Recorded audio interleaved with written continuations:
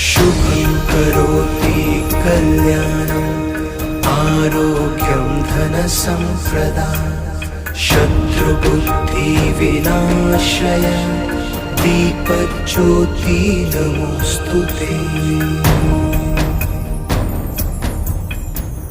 शुभं करोति कल्याणम् आरोग्यं धनसम्प्रदा शत्रुबुद्धिविनाशय